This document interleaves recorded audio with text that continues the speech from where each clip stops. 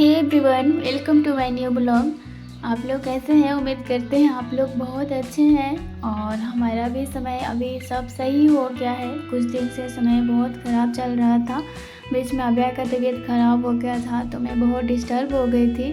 और हर माँ के लाइफ में कभी न कभी ऐसा पल ज़रूर आता है जो बच्चे का तबीयत ख़राब हो जाता है तो उसमें समय जाता है। और बच्चे का जब तबीयत ख़राब हो जाता है ना, उसमें आप पढ़ाई नहीं कर पाते हैं। घर का काम तो किसी तरह से वो करना ही पड़ता है, बट पढ़ाई करने के लिए ना माइंड को शांत होना ज़रूरी होता है, रिलैक्स होना ज़रूरी होता है, क्योंकि वो टेंशन में पढ़ाई नहीं होता है और बच्चे को छोड़ के इग्नोर करके पढ़ाई नहीं हो सकता है। तो इसी तरह से मेरा समय जो चल रहा था, अभय का तबीयत थोड़ा सा अप डाउन हो गया था और उसको वायरल फीवर हो गया था। बहुत तेज़ फीवर आ रहा था, जो हम दवा दे रहे थे सुबह से शाम तक 3 बार दिए, बिल्कुल फीवर नहीं कम हुआ। तो इसलिए मैं हॉस्पिटल लेके गई थी। वहाँ पर मुझे 3-4 दिन रहना पड़ा हॉस्पिटल में, क्योंकि वहाँ एडमिट थी जब तक से उसका बुखार पूरा कंट्रोल नहीं हुआ। उसके बाद वहाँ से छोड़ते नहीं हैं उन लोग। मुझे वीडियो रिकॉर्ड करने का बिल्कुल मन नहीं हो रहा था, क्योंकि बहुत सारे स्ट्रेस हो जाता है, परेशानी हो जाता है, बहुत सारे काम हो जाता है, बच्चे को देख रेख करना, घर का काम करना। और वहाँ मैं जब हॉस्पिटल से छूटी थी धनतेरस को रात में शाम को आई थी घर पे। उसके बाद दूसरा दिन मुझे 2 ही दिन बचा था, दीपावली था, घर साफ़ सफाई करना था। मुझे बिल्कुल वीडियो शूट करने का मन नहीं हो रहा था। दीपावली में समय गया। उसके बाद फिर अब यह मतलब कि तबीयत से निकली तो उस मतलब कि जैसे पहले खाना खा लेती थी, आराम से खेलती होती थी, वैसा नहीं। जब भी खाना खिलाने बैठे थे वो खाना ही नहीं खाना चाहती, 1-2 बार खा लेगी, उसको पूरा मन से इच्छा नहीं हो रहा था कि खाए। तो उसके लिए भी मुझे बहुत टेंशन हो रहा था और कुछ भी करने का मन नहीं हो रहा था। बहुत सारा स्ट्रेस में चल रहा था लाइफ, और मेरा भी तबीयत ख़राब हो गया था, क्योंकि इतना स्ट्रेस के साथ और अपना जो सिलेबस भी कंप्लीट करना है, एग्ज़ाम भी है, बहुत सारे दिमाग में स्ट्रेस रहता है। इस सब की वजह से ना मेरा भी थोड़ा तबीयत ख़राब हो गया था। उसके बाद बिल्कुल वीडियो नहीं शूट कर पाई। बहुत दिन बाद मैं वीडियो को शूट कर पा रही हूँ और पहले जैसा मेरा रूटीन हुआ है। और मुझे पहले तो ये हमेशा लगा, डर तो रहता ही था कि कभी न कभी ये तो समय आएगा ही, क्योंकि बच्चे का जब तबीयत ज़्यादा ख़राब हो जाता है उसमें तो समय जाएगा। और मैं हमेशा से डरी हूँ इस चीज़ के लिए, क्योंकि पहले भी मैं बहुत झेली हूँ कि जब भी इसका तबीयत ख़राब हो गया है, मुझे हॉस्पिटल में समय गया है, तो हॉस्पिटल में समय बिताना पड़ता है, इंजेक्शन लगता है, तो ये सब चीज़ से हमेशा डरती हूँ। और देखिए समय आ ही गया इस बीच में। चलिए कोई बात नहीं, अभी जो समय था वो भी टल गया। और जब से सब कुछ सही लगने लगा कि हाँ मेरा भी तबीयत कुछ सही हो गया और सब नॉर्मल लगने लगा, तो अपना सोचे कि चलो अपना जो काम है, ब्लॉग शूट करना, अपना स्टडी करना, कंटिन्यू करना, ये सब मैं अभी कर रही हूँ। अभी जो सुबह में हस्बैंड ही खाना बनाए थे, क्योंकि इससे पहले मेरा तबीयत ख़राब था तो सुबह में बिल्कुल उठने का मन नहीं हो रहा था, बहुत वीकनेस और सुस्ती जैसा लग रहा था, तो मैं नहीं उठ पाई थी। हस्बैंड बना दिए थे। उसके बाद मैं जब जगी तो ब्रश व्रश करके उसके बाद अभय को खाना खिलाई। और घर का जितना काम होता है वो तो खुद ही करना पड़ता है, क्योंकि हस्बैंड सिर्फ किचन का काम ही मतलब खाना बना सकते हैं, बाकी तो साफ़ सफाई और कुछ नहीं, छोटा मोटा काम वो देख सकते हैं। जितना घर का एक हाउसवाइफ एक औरत देख सकती है उतना आदमी नहीं कर सकते हैं।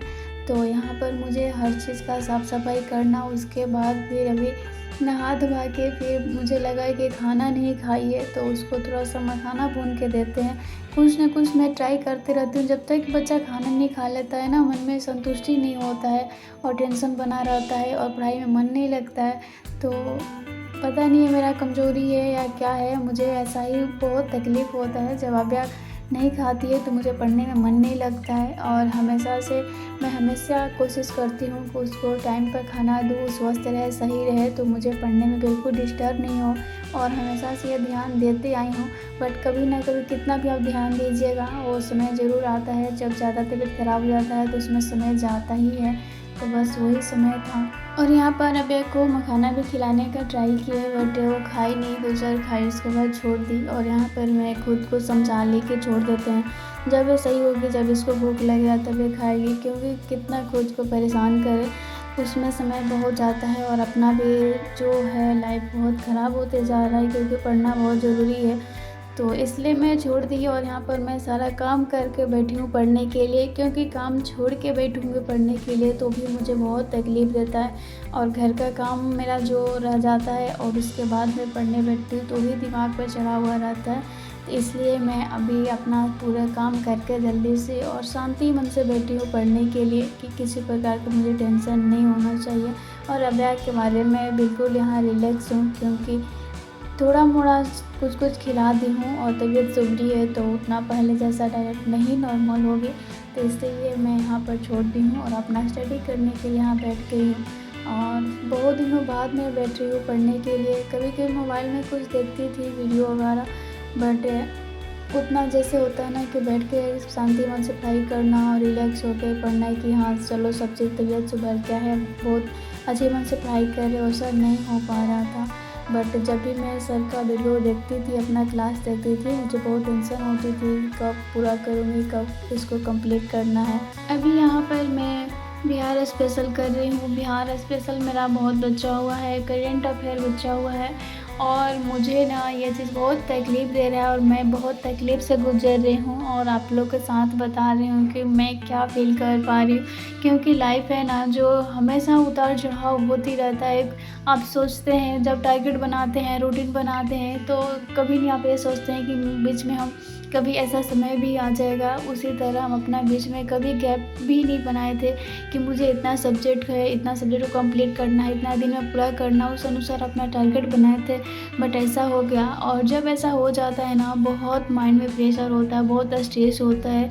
तो इसी स्ट्रेस के साथ ना बहुत समय मतलब कि लग रहा है नहीं कि कैसे पूरा करूँ। सब चीज़ तो सही चल रहा है, सब चीज़ सही हो गया, बट अपना जो होता है ना सिलेबस, अपना पढ़ाई जो होता है ना, इसको लेकर थोड़ा-सा है परेशानी कि कैसे इसको कंप्लीट करना है। और ये भी सच्चाई है ना कि 1 साल में आप ज़्यादा नहीं कुछ कर सकते, 1 साल में अपना तैयारी को कंप्लीट नहीं कर सकते। और बीपीएससी का सिलेबस जो है बहुत ज़्यादा है, इसको कंप्लीट करने के लिए कम से कम 2 साल चाहिए। और मुझे लगता है ना कि मुझसे कुछ गलती ये भी हुई है कि मैं अब क्या 2024 में गलती करी और क्या नहीं करी, तो ये चीज़ आप लोग को शेयर करूँगी। और मुझे लगता है कि सिलेबस को पूरा करने के लिए 2 साल तो चाहिए ही, क्योंकि हम लोग हाउसवाइफ हैं और हाउसवाइफ को ना मतलब कि बहुत सारी ज़िम्मेदारी रहता है, सिर्फ पढ़ाई नहीं रहता है। और मुझे लगता है कि सब चीज़ ज़िम्मेदारी वो सरल है, लेकिन जब साथ में बच्चा हो ना तो आप अकेले जान नहीं हैं, आप एक जान हैं, उसके साथ साथ 2-3 जान को संभालना होता है। क्योंकि बच्चा है, जो बच्चा का कुछ भी हो जाए आपका जान निकलने लगता है। पति है, पति को भी मतलब कुछ भी परेशानी हो तो आपका खुद का परेशानी लगने लगता है, सब कुछ आप छोड़ के सब संभालने लगते हैं। तो बहुत सी चीज़ है जो ज़िम्मेदारी को संभालना पड़ता है और सब कुछ लेते हुए पढ़ाई करना बहुत डिफ़िकल्ट होता है।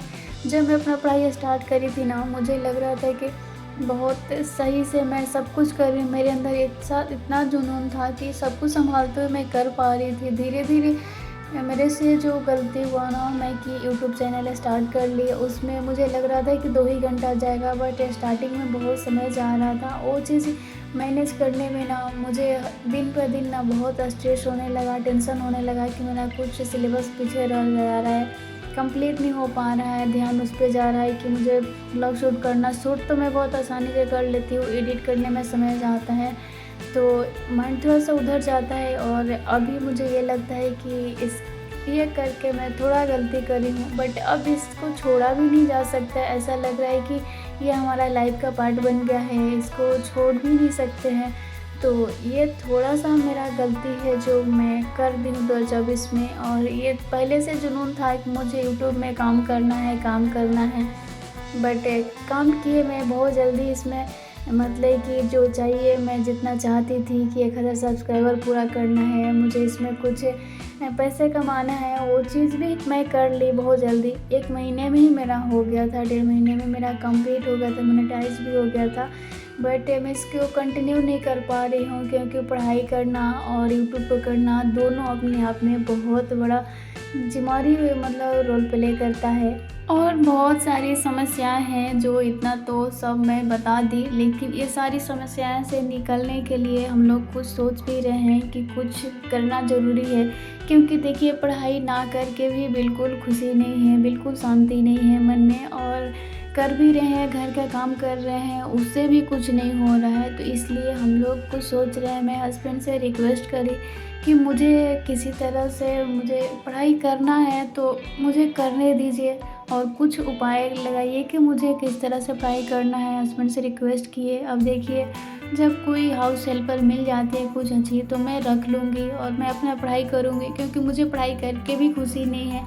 और आज जो मेरे मन में था, जो मेरे दिल में था, मुझे लगा कि मुझे यही बात करना चाहिए। क्योंकि अगर अपने अंदर का दुख छुपा के कुछ और आप लोग से मैं बात करती, तो मुझे नहीं खुशी फील होता और नहीं मन हल्का होता। इसलिए मैं जितना भी मन में था मैं आप लोग से बताई, और मैं बहुत जल्दी इससे बाहर हो जाऊंगी, और मुझे जल्दी से जल्दी अपना सारा सिलेबस को कंप्लीट करना है। जितना हो सकेगा इस एग्ज़ाम के लिए तैयार करूंगी, फिर अपना नेक्स्ट सोचूंगी।